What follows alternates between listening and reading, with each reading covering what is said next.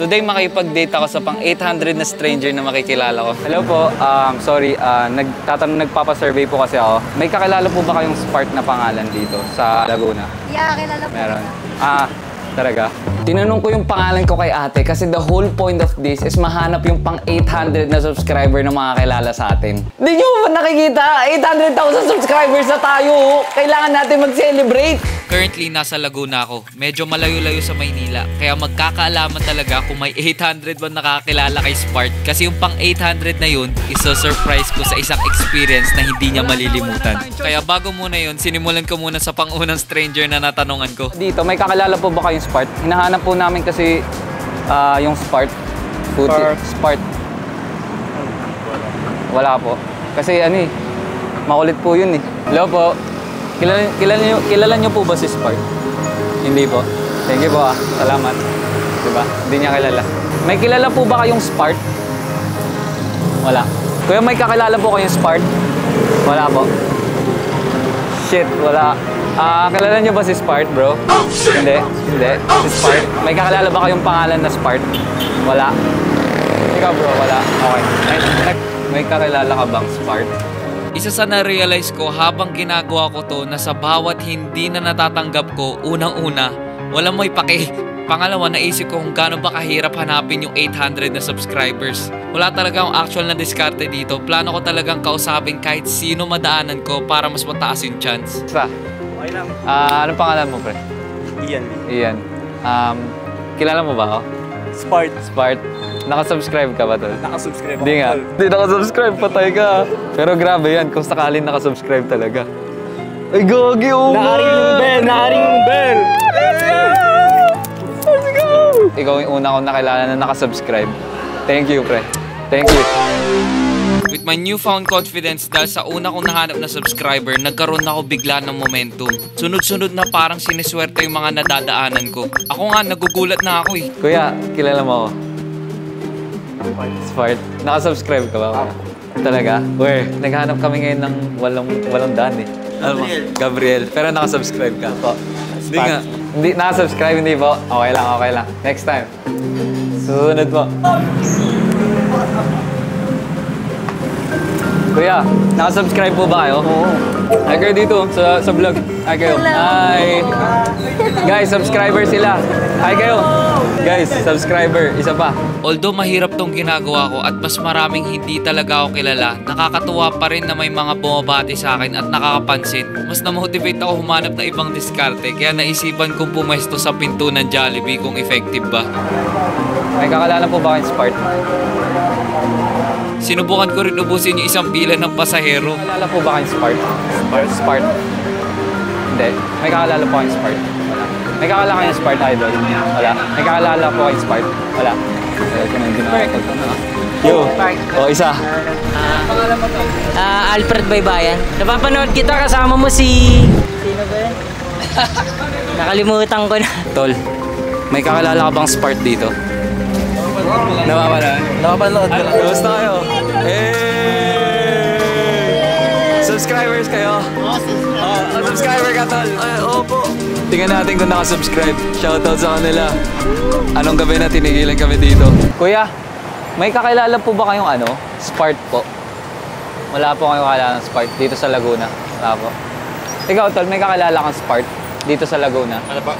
Spark, pangalan niya, Spark. Spark. May kakilala. Thank you. Nang dumating na ako sa pang 400 na mark, sinubukan ko ng pasukin yung mga malls para makalibreng aircon na rin. May kakilala po ba kayo ditong Spark? Wala po. Thank you po.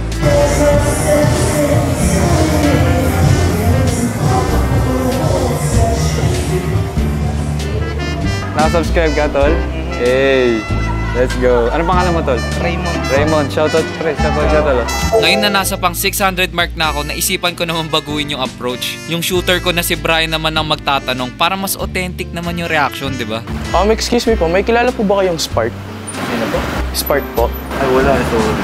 Wala po. Yung YouTuber po, kasi po parang alam ko po paikot-ikot lang po siya dito eh. Ay, hindi. Sorry, sir. Kilala po kayong Spark? Yung YouTuber po.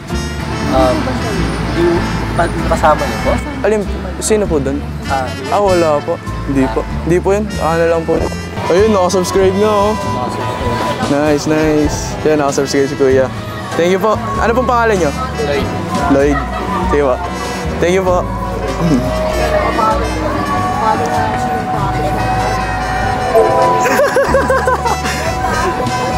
Counted na yun, naka-follow naman. Counted. Counted na yun, no, pre? Tatlo sila. Oo, 3. Sige, counted na yun. Ano oras na? Ano oras na? Time check, time check. Alas 10. Wala nang tao ngayon. Dito sa nilalakaran namin guys, medyo paubos na yung tao sa mga restaurants. Wala nang tao sa paligid. Ito na yung parte na nararamdaman ko na yung pagka-desperado dahil masyado nang late. Nasa 650 mark pa lang kami, 10 PM na. May 150 pa kaming taong kailangan hanapin kaya napaisip-isip na kami sa kung ano yung next move namin. Napadpad kami sa isang gasolinahan sa highway. Nagbakasakali kami dito, di ba? Malay mo, swertehin. Salamat sa pagkana. Buti na lang nilamita ka. Nakasubscribe ka ba? Buti na. Kano ba? Gumagawa ng mga challenge. Aba, kilala nyo po. Nakasubscribe po kayo. Pwede po makita. Sa survey lang po. For school project po. Nice, nice. Nakafollow sila guys. Sige po. Thank you po. Excuse me po. Sorry to bother. Meron po ba kayong kilalang Spark? Ito, Spark. Thank you po. S-P-A-R-T. Wala po. Kasi hinahanap po namin siya dito sa Laguna. Excuse me po. Meron po ba kayong kilalang Spark? Spark with a T. Wala po. Thank you. Thank you po. Kailangan na natin matapos tong 800! Magkikinabukasan na! Sino ba yung kakilala kay Spark?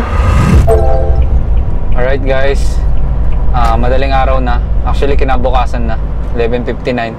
Ayan. Nasa pang 799 mark na kami. Huli na to kaya gusto ko sana gawing special. Habang naghahanap kasi kami ni Brian na kwento niya na subscriber rin yung mama niya. Kaya naisip ko what if yung nanay niya na lang yung surpresa namin. So, guys, eto na.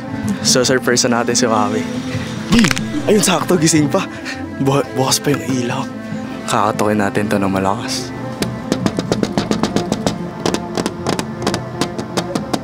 Tara. Splash Island. Tara. Tara. Punta na tayo ng Splash Island. Tara. Oo, seryoso. Ikaw yung pinakahuling subscriber. Ready ka na, tita? Punta tayo sa Splash Island ngayong gabi. Ay, anong oras na ba?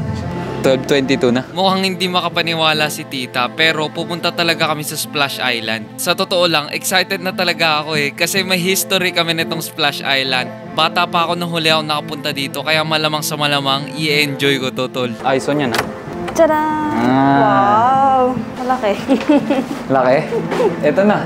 Ito po yung magiging kwarto natin. Alright guys, it's 1:59 AM. Matutulog na kami kasi maaga kami bukas. Yung date namin ni tita, bukas mangyayari. Tetestingin namin yung lahat ng slides. Tama? Yes, sir! Mamamatay na lang yung ilaw. In 1, 2, 3. Papatayin ko yung ilaw. Papatayin ko talaga manual. Manual.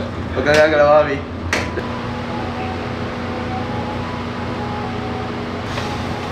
Good morning guys.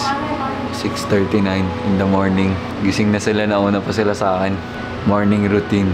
Sinubukan namin lumabas para sumipat. Nakita namin may mga taong nagti-team building. Mukhang nag-e-enjoy nga sila Ang malupit, nakasalubong pa namin biglaan yung may-ari ng Splash Island. Si Sir Sunny. Meron siyang vibes ni Stanley. Alam mo yun, yung bigla-bigla sumusulpot sa mga movies. Wow, nice suit. Zip it, Stanley! Hindi ko rin in-expect pero mukhang maganda rin yung gising niya. Morning doon, ma'am. Morning po kayo. Hi, morning. Tatakbuhan na. Alright guys. Today is the day that we are going to try the slides.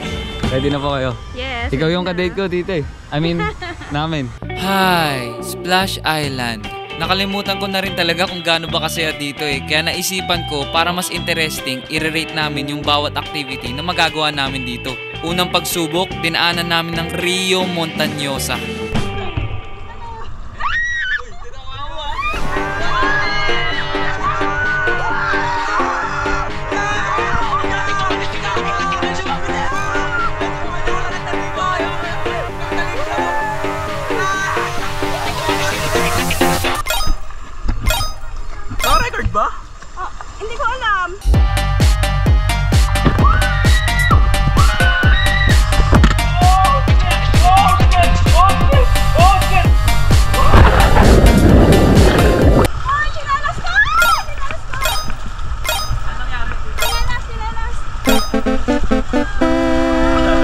Ngayon, susubukan naman namin ng Magellan's Drop.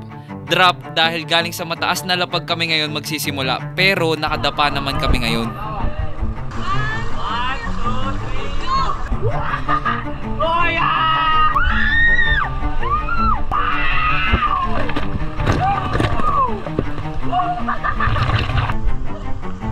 Isa pa? Isa pa tayo dito.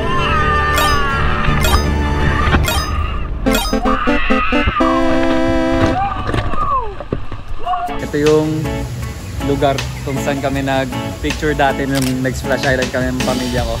I-recreate namin yung photo. Ngayon, nandito na kami para subukan ng Big Bamboo. Pares-pares naman dito kaya mukhang safe naman. Pero nung sinubukan na namin, malala pala tong slide na to.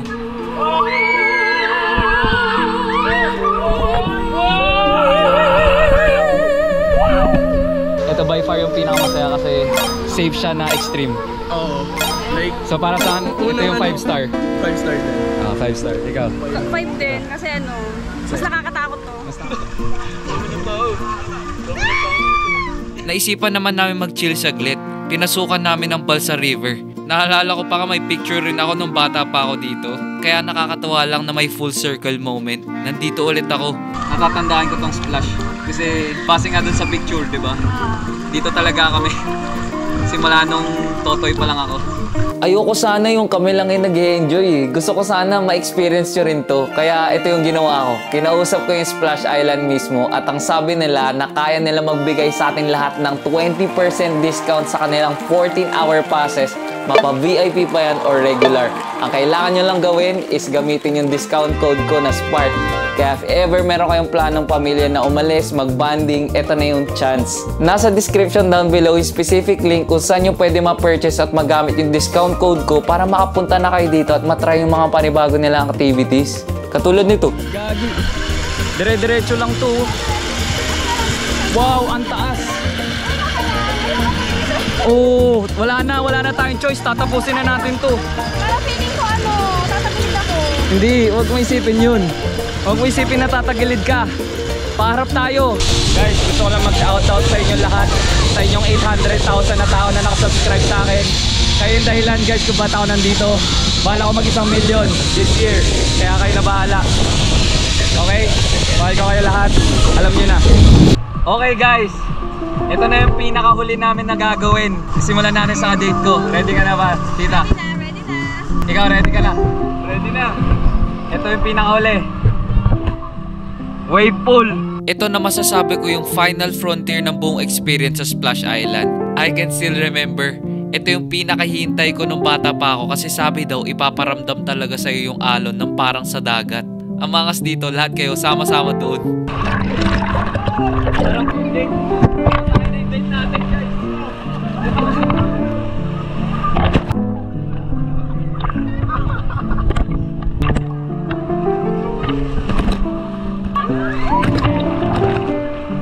Alam nyo, habang inahagos kami ng tubig, naalala ko lang nung first time ko na bata pa ako na experience ko lahat ng to. Ang dami na rin nagbago, ang dami na rin nadagdag. Pero yung pakiramdam, yung feeling, yung experience, pareho pa rin. Masaya pa rin. Siguro sa paghampas sa amin ng tubig, hinampas rin ako ng realidad na tumanda na rin ako.